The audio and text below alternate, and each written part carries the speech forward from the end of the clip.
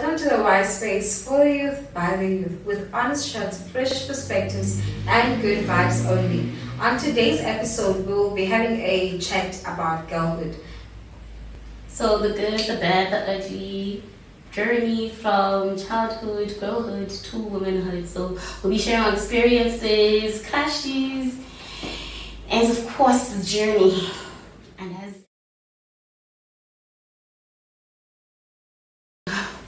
my name is Fion, grew up in Ramsgate, KZN, and yeah, if I could describe Ilanjazana, my journey, my girlhood journey, I'd say it was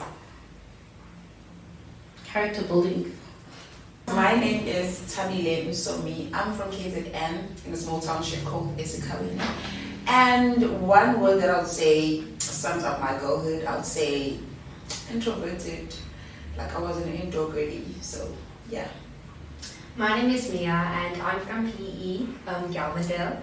And if I can describe my girlhood in one word, it would be interesting as it was a roller coaster. And my name is Enhle. I am originally from. My name is Enhle. We're in Eastern Cape. I'm from Eastern Cape.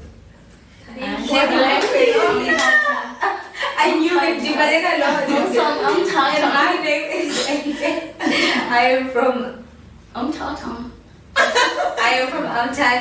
and I live here in Port Elizabeth. So one word that describes my childhood would be blossoming. Yeah, blossoming. Also, guys, please comment and see, is there such a thing as Umtata is called Amtata? It's Amtata. Okay. We Amtata Uganda Madiba. Period. We don't know. What did you period like you just did something? She's so sure. Okay, I think the first things first that we need to look at is our girlhood. Like, when did you realize that you were growing up? Like, I'm no longer like a baby, but I'm now just a girl. Like, was it periods? Was it crashes? That's a woman. Okay, yeah, that's a woman. Okay, I think I realized I was growing up when I had to do house chores. I noticed that I'm no longer my mom's baby. Oh. I'm a girl. You see, yeah. That's what black parents just instill in your minds, that especially for someone who grows up in a household full of boys. So you just become auntie in some way because you need to help around with house chores. Not auntie. and also, I'd say for me, since I'm the first one, I think I felt like all responsibilities were like mine at some point.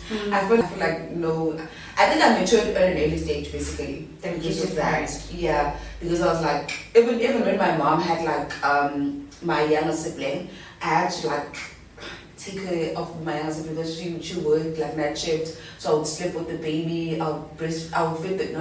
I feel like but I'll make butter and all of that. I'll take her to college in the morning, and people were like, "Is this your child?" I was so young. How old were you?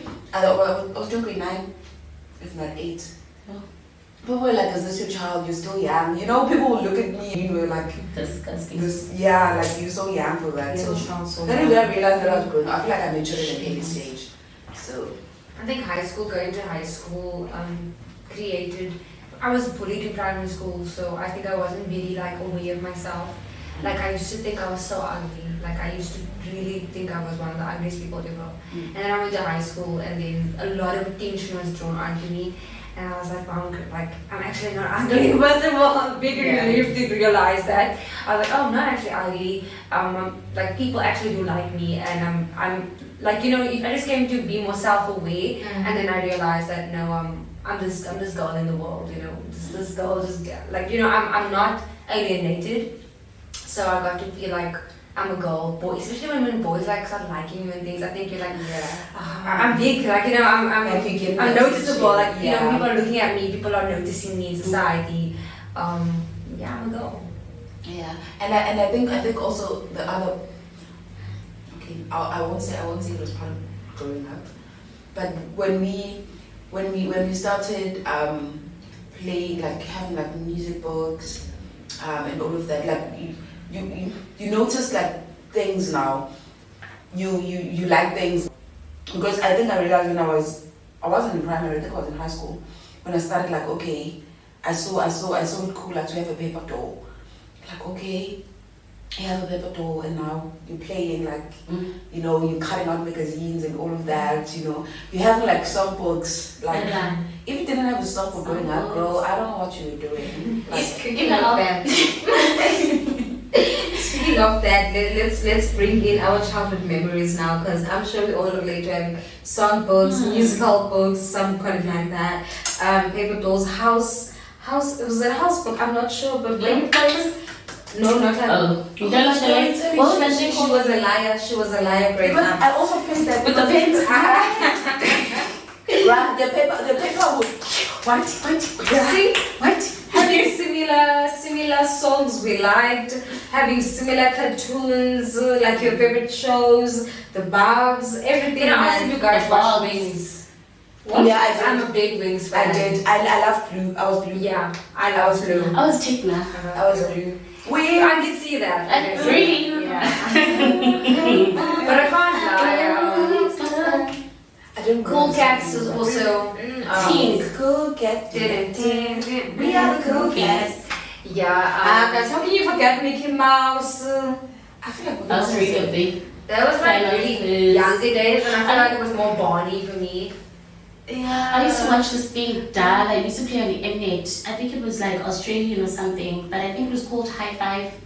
Yeah, I used to watch it. I used to watch it. Also, Yo TV. No, Yo TV. Yeah, Oh, Yo TV. Don't know. I It's really not watched Yo Yo TV. TV. What's that thing with the fridge that was really?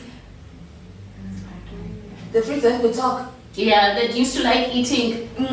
What's that thing called?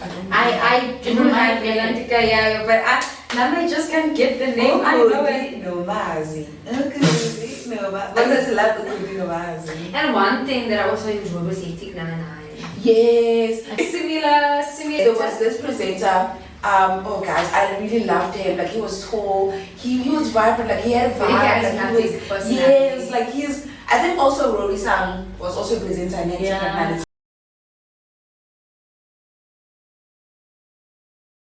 Memory what's the best childhood memory you can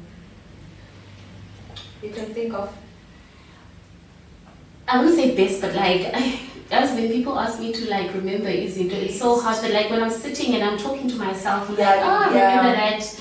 But I remember there was this lady just down the road, Umakul. I called her Umakul. I did something for her, but she said thank you to me, and she just made me feel it wasn't a thank you, but hey guys, have you ever felt elated? Not elated, but there's this calmness there. I don't know. Yeah, I just felt so much. Okay. I don't know why, but right now that's what stands out to me. But yeah, Really? good girl. Yeah. Oh, yeah. Good girl. Good girl. I used to get stars. So yeah. So you're one of those, What? like the good girls, like the ones who couldn't really do anything wrong. I could do wrong, but I think you look innocent. I think you look innocent. I suppose. I looked, no, actually didn't. I looked very mischievous. My parents used to cut my hair bald. You could only tell that the Bazana, because I used to wear earrings, they used to make me wear like flannel, neck cordro, so yeah, I looked mischievous. Like my friends' parents would tell me, you look naughty. And I'd just be like, what? Like, you don't even know me. And I never, like, I think that kind of stuck with me so much, that energy where people perceive, like, misunderstand you, or like in that way. So yeah, but I also look very older. I feel like when I was young, I looked a bit older for my age. So I think a lot of older women looked at me like, oh, like shit. And I would dress the way I wanted to also. Like, I didn't have anyone policing me when it came to dressing. So I would wear what I wanted to wear. Somehow. Growing up in a black household, you know there's certain things you cannot wear. You know there's certain things, there's certain ways you cannot carry yourself because we don't It's got like when my mother's friend bought me like leggings, Barbie leggings, and the top. I was so excited. I was like, oh my god. No, I went to school. I went to school. Was like, I was that And girl. then I have to ask, how did the movie that came out with Margot Robbie, Barbie, make you feel? Like, I cried. I personally cried. Just that part where she was like, nothing you do is good enough. And I was like, that's You not made it a thing. I was dressed in pink. I went there with my boyfriend, and I was just like, yeah, no. I just had to mention that. I loved it. But I need to rewatch it. I can't say it really reminded me of anything, no. Like, obviously, it reminded me of like the social landscape, but I can't say now it took me back to my childhood or anything like that. It was a completely different experience. I did for me, because especially that way, the Barbie that was so messed up, the one with the hair that was cut and there was writing on her, because I remember there was a place I just wanted to take my dolls and create them the way I wanted them to look like, and I would cut them and I would paint on them and I would dress them up in clothes. So having a Barbie like that in the Barbie film to represent how like some young girls just change the Barbie dolls and make them like their own version. I was like, wow, they really took time to go back into females' like childhoods and how they play with dolls and how they, and even the fact that the main character, she and her daughter didn't really like dolls, and she wanted it, like, you know, that for her daughter, because she always loved dolls, and that mother and child kind of daughter relationship, because through loving dolls and you know, that kind of girlhood, you know, it was very beautiful for me. I think I just really enjoyed it, and I saw a lot of myself in my childhood. I had some Barbies like that, but it wasn't like, hey, I fancied myself. Yeah, what you call Look after that doll. No, a thingy, a barber. Like, if I felt like cutting hair, if I feel like pulling hair, I pull hair. Especially with those, it's not necessarily a Barbie doll, but there was like those ones from the shop right where two that didn't have hair there, and then it's like hair all around. Those ones I didn't like.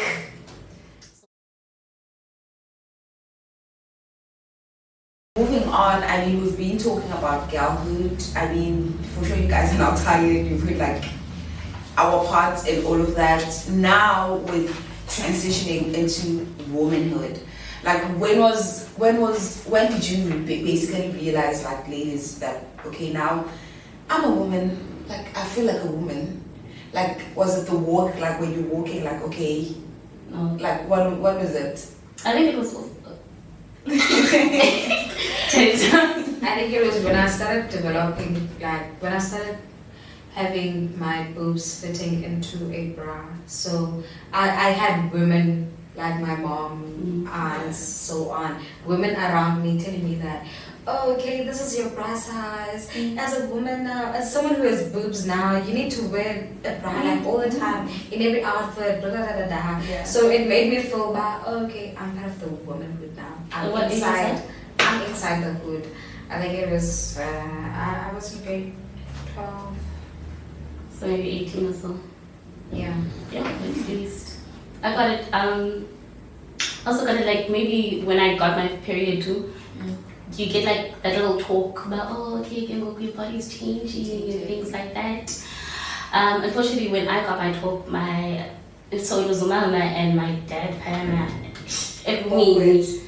Not necessarily that because I don't it's Yeah, not that thingy. It's just that you know that you have like a close relationship with your thingy, your dad. So it becomes difficult now when you hear into that you have who you admire or something tell you that, hey, you're no longer a child now. It means you're going to be able to make a baby. I thought, Yeah, it's like, let me the scary part. just know. And I knew, okay, obviously you'd like get the LO and things like that, and you know, okay, this is how it's done. Yeah. But just to know that, hey, at 12, Imagine you can have a baby. That is so scary. Yeah, I know. And for you, Mia? I think it was a more mental thing for me. Like, I never, as much as I was vain, I was observing my body, myself, but I looked very older when I was younger. Like when I was 12, like I looked like I was 16. Like I had a big bum, I had big legs, they used to call me Sarki Bharatman, literally. So I think I never felt insecure really like about my body when I was younger. But then so when I felt like a woman, I think it was more a mental thing. It was more older in my life when I had that realization that I'm a woman, like in society, when I went into spaces. To look a certain way. Yes, when men would approach me in certain ways, when I have a daughter, when I became pregnant, when I carried a child, when I was more like a really like being thrown into the world of womanhood, also realizing that it's not there's sometimes the inequality between a woman and a man, and then I had to recognize that I'm a woman. Like as an artist as well, I'd go into spaces and then I would be treated a bit differently than the male artists, and then I had to take a look at myself and tell myself, you are going to be treated this way because you're a girl, you're a woman, and that's when I think I got the realization that I can't be like them because I so badly sometimes wanted to be like I'm jiggy, I'm like but then I was like, oh no, Mia, like these guys like you now in this way. I'm like, why is always that the thing going on with me, like because you're a girl, and I'm like, oh, I think that realization that I'm a woman but then it became less of a thing that felt like it was a burden, that it was throwing me down. Eventually I became empowered in it, and I was like, wow, it's amazing to be a woman, to carry a child, to birth a child, to carry struggle. They say that women has been enduring pain in their body since they were born, almost getting their periods, getting this, carrying pain inside of them. And then you realize that we're powerful. And then I think that realization that, wow, that gave me pride now in being a woman. Well, this is for me, it's when I realized that I have to start paying my bills. You pay bills? Like, you pay bills? I know, you know, a girl, like grown as woman. But realizing that I have to be like independent, like because I think for me when I got to varsity, I thought I'm just gonna be easy. Like they're gonna send me money at home. Like, if I call, like, when I say 1, 2 things happening, it'll just be easy. But then I realized that no, man, girl, now you've tapped into a different space. Like, you can't just call at home and just say. And even when I left home, like, they told me, you're grown now. You're on your own. So, guys, even doing groceries for me, like, I never did groceries when I was at home.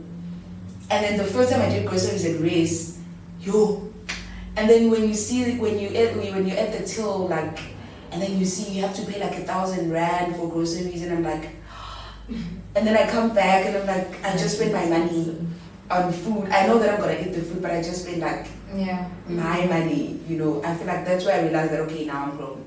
I'm no longer like a girl, I'm no longer like a baby. So yeah, for me that's that. Yes, so it is hectic. It's not a nice hood to be in. And what I'm enjoying it though, hey? Yeah, it's sometimes like liberty. It's like you awake also. I think a lot of, I don't know, my experience is being in this delusional world when you're this young girl going through this, figuring everything out. It's like you're trying to open this present of what is it to be, experience life, and then you become a woman, and then it's just like, wow, I finally see things clear. Like I'm no more in that naive face. Oh, I have a crush. Oh, my future man is gonna look like this. I'm gonna like everything is real now. But at the same time, when you realize it's not that fairy tale that they promise girls or that girls grow up wanting, but then you appreciate the struggle also because the beauty is there. It's like there's a silver lining. Yeah, I really wanted to tap into the fact that like the things that we wanted as girls, like growing up, the dreams, like our dreams. So let's say anyway, I used to say I want to be a doctor. I want to get married to a rich guy. Like by 2021, I'll have my own house. And by 2022. But now I'm 23. I have no house. I have no car. I haven't found a husband, a rich husband. That's adulthood. Me, I'm still delusional. I can't lie. I can't be like, hey, I'm no longer naive. Obviously, I do pace myself, but I don't want to live in a world where I feel like, now I feel you're pressured like into. Maybe you're pressured into like at a certain age maybe you need to have not necessarily like pressure, but I still see life like in this using rose-colored glasses. It's still like this.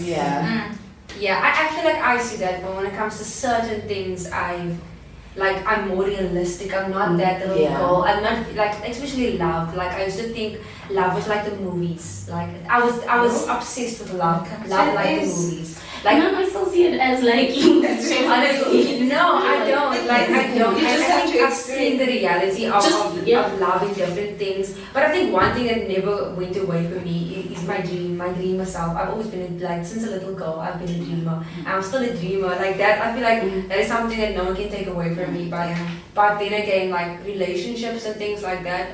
That in my mind that you're gonna have one true love and you guys are gonna spend the rest of forever and ever and ever together, infinity sign. I feel like as much as I still hope that does exist. I'm also realistic that relationships are not perfect. People are going to argue, people are going to be different. I think I wasn't ready for that kind of perspective of love. And now that I know that it's not quite this soulmate thing, and I know you, you know me, we are perfect together. It's a working thing, it's something you work at. It's not that simple, like Snow White finds a Prince Charming. No, it definitely is with the right person though. Like really? Yeah, with the right person. I'm not saying I found the right person. I mean, you're young. How can you find Mr. Me now? But you will find, literally, you can't. So you're telling me you feel that way since you have a partner. You feel like you found a partner. Snow White. Do I have a partner? Okay. Nothing about that. I do choose to. I mean, obviously there are certain things that I choose not to do, like maybe get married or have children and things like that, but it's not solely because I don't believe that there would be a person that I would love like that or see a future like that. Because it's likely that there is a person like that, I just might not meet them, but to have like this pessimistic view now that, hey, love is just like the scornful thing. I just mean that I think I grew up and I saw like the woman that I was around me. I think they didn't experience the kind of love that I think is love. And then that, and also maybe my own experiences has made me question like early 20s. But what you think is love cannot be what someone else thinks. No, but what I think is love, I don't. To be honest, I don't think it's realistic anymore. I do think I can find beautiful love, but I think the kind of love that I wanted when I was younger, it's very intense, and the person I am and the person I want to be, it doesn't align with loving like that. I'm not saying I won't love someone wholeheartedly, but that intensity of crying, breaking up, making up, I can't be without you. I want to be able to be without someone. Not to say that I don't, oh my word, like I want to not be attached to someone, but I think I had a deep desire for a person that will never leave me and go away. But the reality is people do die, people do leave, things do change. And now I have that perspective. I'm like, I never want to feel that intense, that it shouldn't be a fire that burns you out. Love, you should have passion, but it shouldn't be this passion where I can't focus on my work, where if something goes wrong between me and you, like you shouldn't be in my whole world. In my eyes, I was living for love that was, this person is your world, and like nothing in this world matters. Like when people say like, if the world is ending, I want to be next to you, that song, like that I'm like, that's how I see love, and I feel like it's very big, it's bigger than me, and I don't think I want something that's that bigger than me, like anymore. I feel like it's something that can weigh you down, and I think I've seen it weigh women down in life more than anything. And I'm like, no, I think love should be something that's more reserved, more calm, more peaceful, and not a fire. And my younger self was, I'm all for the fire. I want to feel fire in me, Yeah. And see, you say this little girl. You like the fire. You can still have the fire. Are you telling me that? See, I'm not that we're different. I'm not saying no, have fun and whatnot. I'm just saying maybe ride out this way for now and we'll see how things work out. Yeah. Yeah.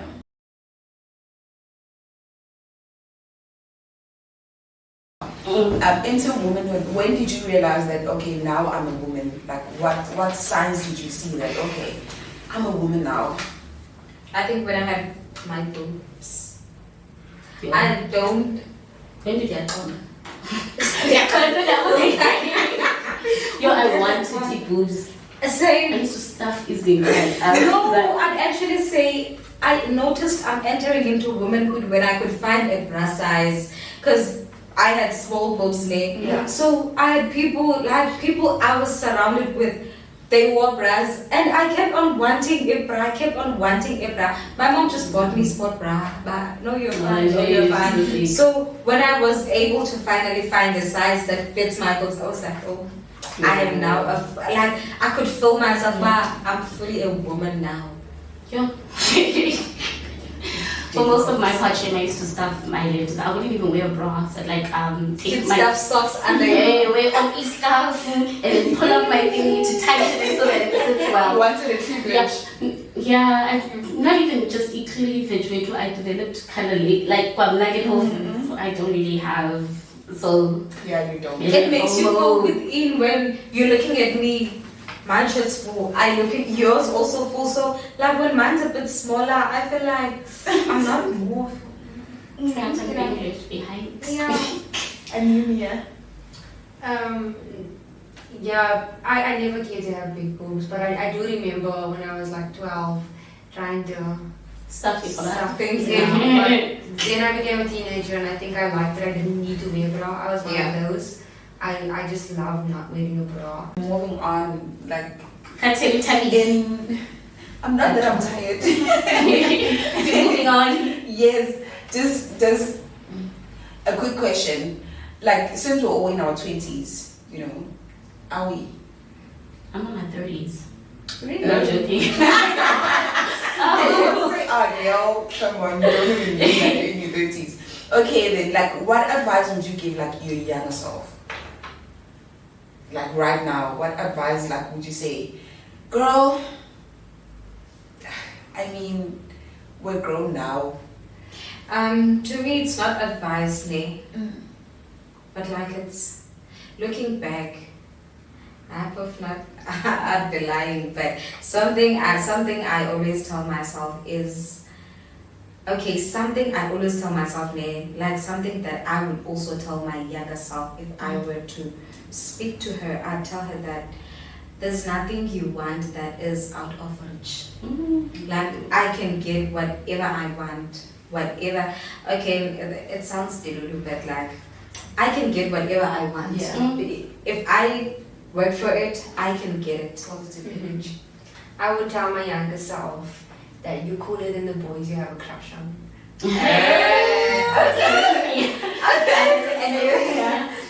For me, I feel like mine I would tell my younger self that I'm so proud of her. I mean, she went through a lot, and seeing that I'm now a woman that I am, I think she's healing, because I feel like I'm still like healing my inner child basically. So I'm kind of like, girl, I'm so proud of you for sticking. I'm proud of you for not giving up. I'm proud of you that you're here today and you're still striving. Yeah. I just say be you way too. Like don't get caught up in izinto ezenziwa ngabanye kuba zenziwa ngabanye. Yeah. I don't know, put subtitles there or something. But yeah, just be you way too. Yeah. Okay. Zexy. I'm just not really that something who touches like that. It's so easy to just be like, oh, okay. Yeah, we're all different. I think some of us are less, like we're not that emotional, not that emotionally attached to people. We're more focused on our, and also like growing up, like we just grow apart sometimes. There isn't any more time to also keep up or to chat or to see each other every day. Like me and my best friend, we have a schedule to see each other now.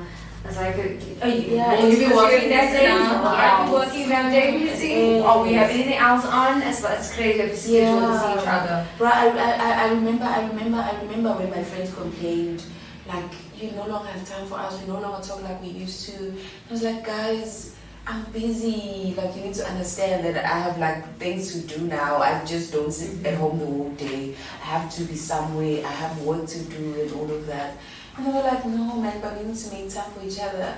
Like, but now we're talking, at least 20 minutes, 10 minutes is okay. As long as I get to check up on you and all of that. Doesn't have to be like the whole day. The whole day constantly. And it won't be the same. Like, I think we need to accept that we're changing, we're growing up. Yeah. Basically. So things are going to be different really in our friendships. So but I would say hold on to female friendships. As much as me specifically, we have that traumatizing experiences with women, with girls, let's put it that way. but also like I can't imagine going through certain things in my life without the female friendships. Like no, like I need, like, you know, I'm always gonna cherish that woman can be a safe space for each other. They give you a safe space. They can. I think the only thing I feel like I might have missed out on in terms of like friendships growing up would be like obviously sleepovers and things like that. I wasn't allowed to have that. And those little BFF hot thingies, you know, guys. Those cheap ones with the heart breaking. Yeah. Otherwise, I didn't miss out on anything. Shit, I feel like, look, or maybe I'm just content, but. Yeah. Yo, no sleepovers. No. Yeah, it was the same for me. That's That's why I say I was so introverted. Like, guys, it was boring shit because it was like. Don't worry, we can plan a sleepover. Part of We can do put a party. all of that, the words, yo, guys. And we're gonna have Barbie dolls even. We're gonna heal in a child. And I'm like, Granny will be like, no sleepovers. Why are you going there? What are you going there for? Don't we have food here? Yeah, exactly. Like, something is your band too. So, hey, it was good to do. So I had to stay at home and just be, I don't know, a child. So, yeah. But we grew, guys. Yeah, man.